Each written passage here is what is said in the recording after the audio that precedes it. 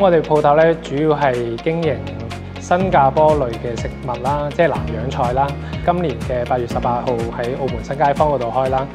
咁因為我自己就比較注重食物嘅質素啦，咁所以咧喺食材嘅要求上面都非常之注重嘅。好似我哋啲海南雞啦，咁都係採用新鮮120日嘅走地靚雞啦。咁然後我哋嘅辣沙咧都係喺新加坡進口嘅，原汁原味係新加坡嘅風味嚟嘅。咁今次嘅新鋪咧，仲融入咗一啲西式嘅餐點啦。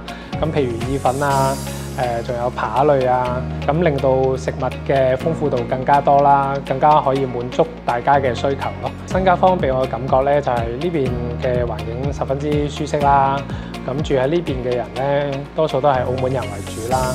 咁就有一種同聲同氣嘅感覺。開咗呢間鋪之後咧，突然發覺，人流都幾多喎。咁而且咧，街坊對於我哋嘅菜品咧都十分肯定嘅。咁所以咧，咁都好大程度上面令到我哋有更加多嘅信心喺呢邊發展啦。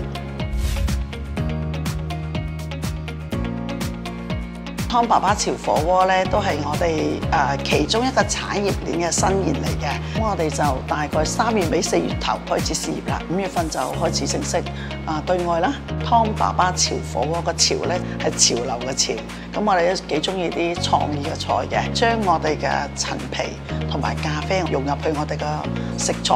真係用咖啡去打火鍋嘅，佢係冇咁油膩嘅。咁個雞咧融入去我哋個火鍋之中咧，雞嘅味道有咖啡嘅香氣，仲有一個陳皮嘅三寶紮嘅火鍋，禾稈草啦，紮住嗰個陳皮啦，同埋橄欖嘅化痰止咳啦。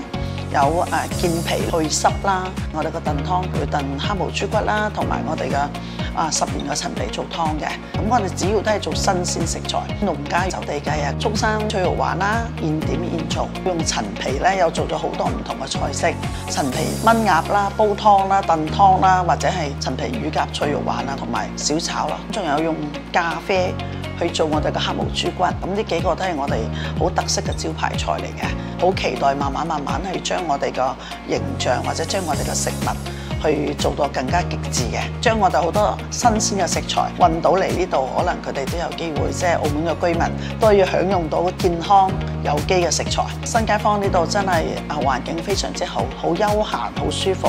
即係希望慢慢澳門人多啲過嚟咧，咁我哋呢度就會更加熱鬧咯。我最中意澳門新街坊，人情味濃，煙火氣足。我最中意新街坊配套好，啲街坊同聲同氣嘅感覺。